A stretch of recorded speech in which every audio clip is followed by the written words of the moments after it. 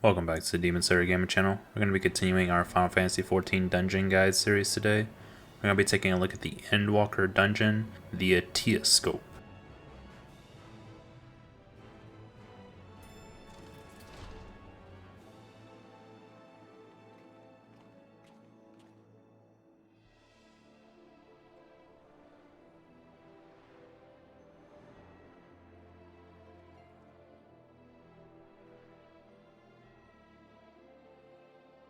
For the beginning trash pools in here, the purple orbs will turn into enemies, while the yellow orbs usually have a beneficial effect. You will have to take the first group alone, as the next area is blocked off.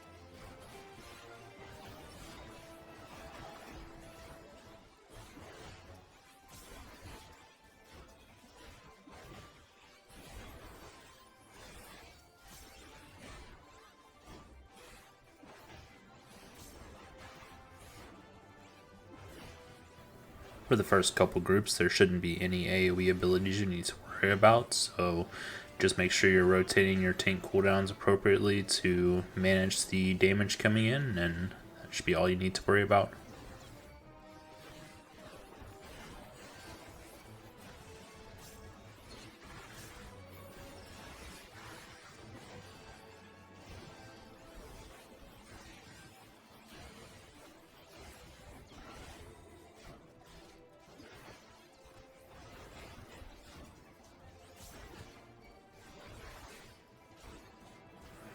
For the fight with Ilberd, when he casts Visceral Hate, he'll summon in 4 additional adds. You'll want to do a bit of AoE at this time, as they'll start channeling a large damaging ability, but the yellow orb will turn into a Scion's Memory, doing an AoE that will mostly destroy all of them. You'll just need to do the extra about 10% damage to them to make sure it finishes them off.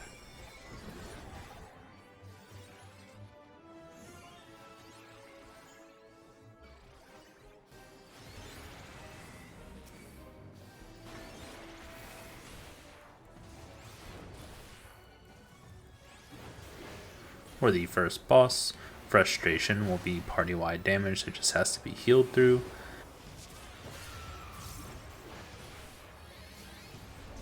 Aglia Bite will be its tank buster ability that you'll want to pop a tank cooldown to help reduce the damage from.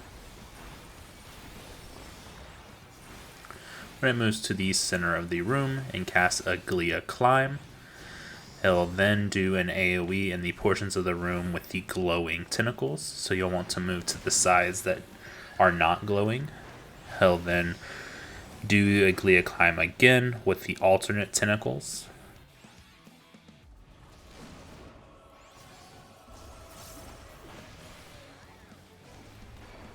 Aglia Shot will do line AoEs across the entire room that will stay on the outside of the platform and return back to the boss after a short period of time, so when you move into the opening, make sure to stay there to avoid the return AoE.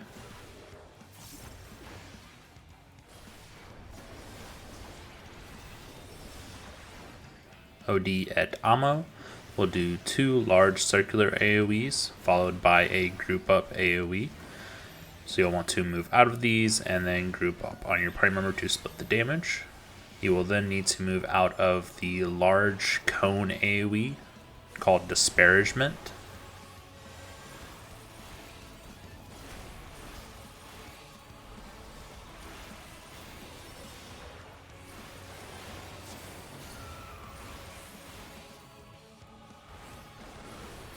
The second time he casts Aglia Shot, he will also combine it with Aglia Climb, so you'll want to make sure that you're moving to the sides that don't have the glowing tentacles, along with staying out of the lines from the shot AoEs.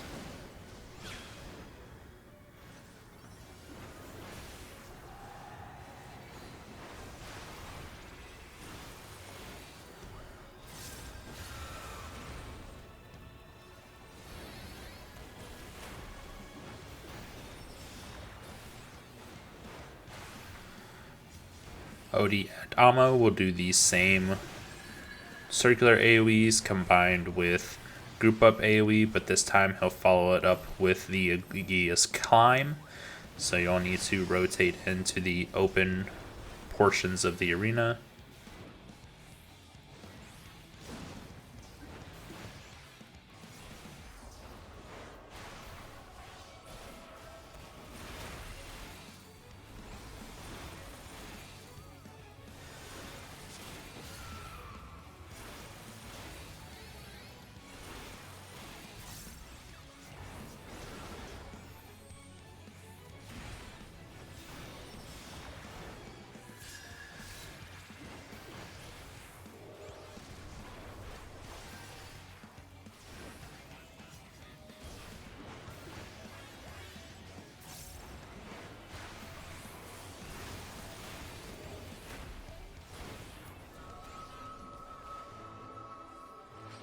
You'll then click the Aether Current to proceed to the second area.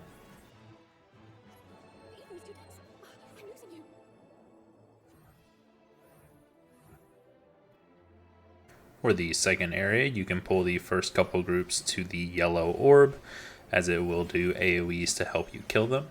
The Dissonance enemy will have a cone AoE that he'll throw at a random party member, so you'll just want to make sure you're moving out of this. And the Partality also have circular AoEs that they can do around themselves. For the next yellow orb, this one will provide a damage up buff and a damage reduction buff for you. So you'll want to make sure that you're standing in the circular to get these buffs before proceeding on. The Dissension units will have their frontal cone AoEs, and the Partality units will have their circular AoEs around themselves. The Desire units also have a small line AoE.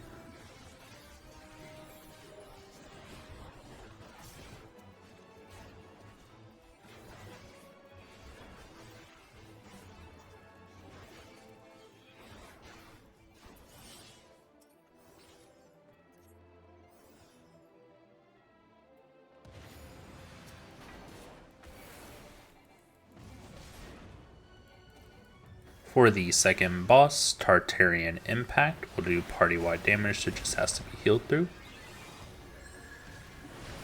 Tartarian Spark will do a line AoE at a random party member, so you'll just want to move out of this.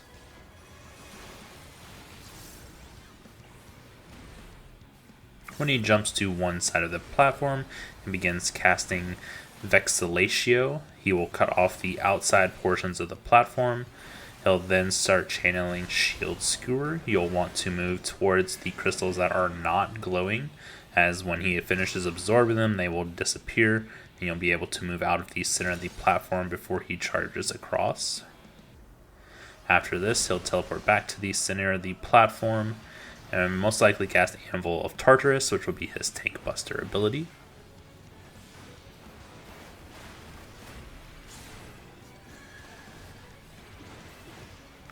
Shrapnel Shell will cause several circular AoEs to move out from the boss in two directions of the platform.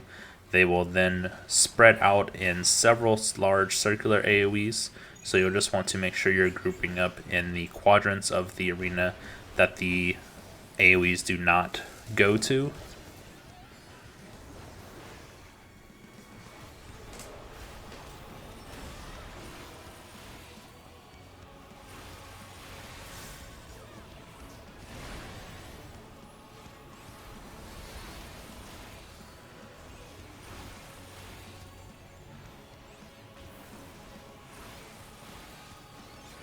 The next time he casts Vexillatio, he will combine it with the Shrapnel Shell, so you'll want to move to the crystal that is not glowing on the side that the AoEs are not moving towards.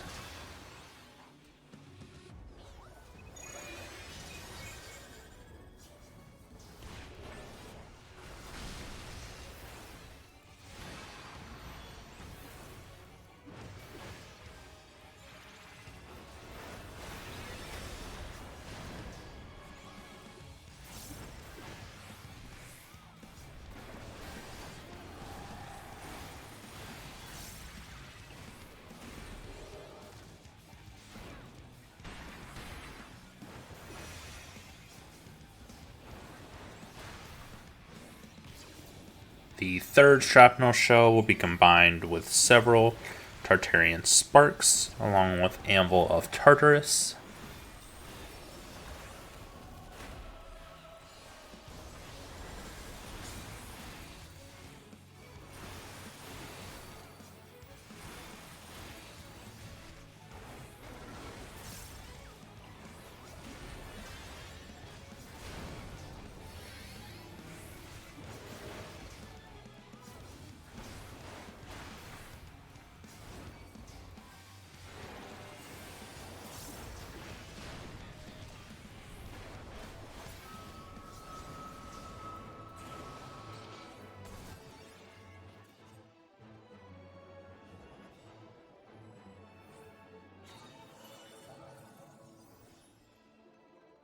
Moving into the third area, the yellow orb will just open up the paths for you to proceed onward.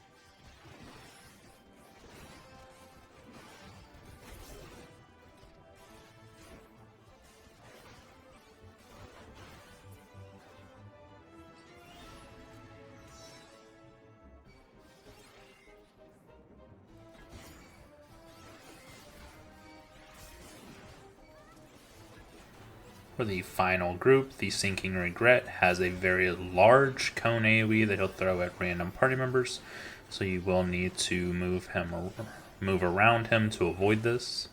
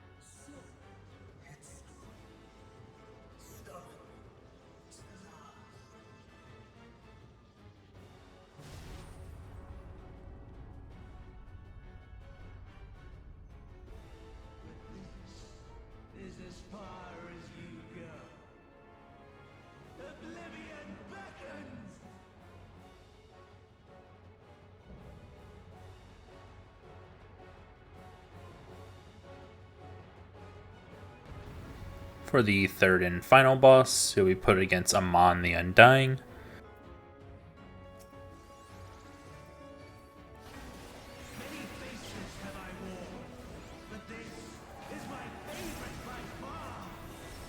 Dark Forte will be his tank buster ability.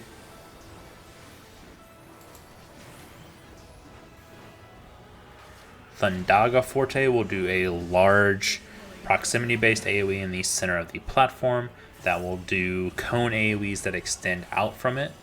The AoEs are performed in the order that they reach the outside of the platform, so you'll want to stand in the ones that are proceeding outwards at the slowest rate and then move into those out of those portions once the first ones go off. When he casts Strophe, then a circle will appear in the center of the platform. After he casts Anistrophe, then it will stand up facing a certain direction and an AoE will pass through it. When he casts Firaga, depending if he casts right or left, you will want to move on to the same side that it casts. So if he casts right Firaga, then you'll want to move to the right side of the platform. If he casts left Firaga, you'll want to move to the left side. Intra Octe will be the party-wide AoE that just has to be healed through. When he begins casting Kirk Call, he will summon several fire AoEs under random party members that you'll just need to move out of. When the cast is about 75% finished, then Shiva will come onto the platform and summon a large ice AoE in the center of the platform.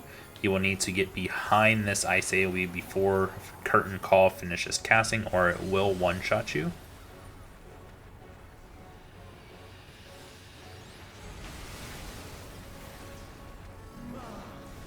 The next time he casts Strophe, there will be 2 circular AoEs that after he finishes casting Anticiphe, then the 2 AoEs will stand up and you'll need to move into the open portions of the platform to avoid their AoEs.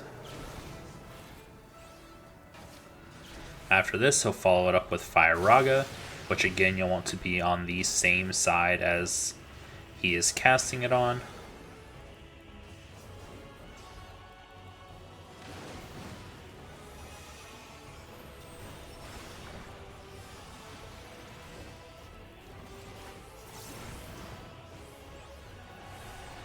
Thundaga Forte is the proximity based in the middle, and the cone AoEs afterwards.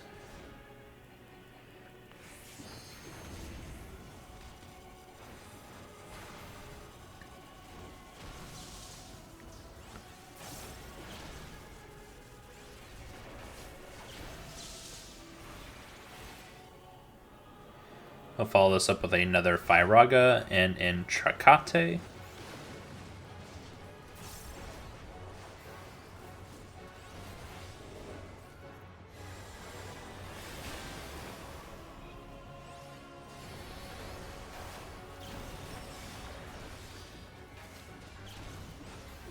When he caps Eruption Forte, then circular AoEs will appear under multiple party members that you'll just need to move out of.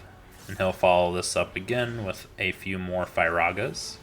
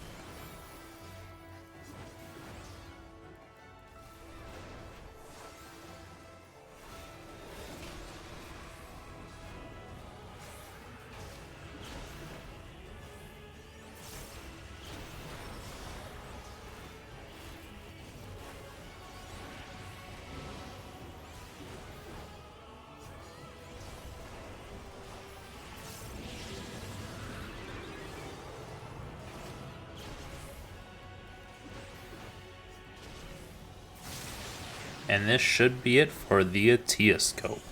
I hope this helped everyone out. If it did, please make sure to like the video and subscribe to the channel, and I will catch y'all on the next one.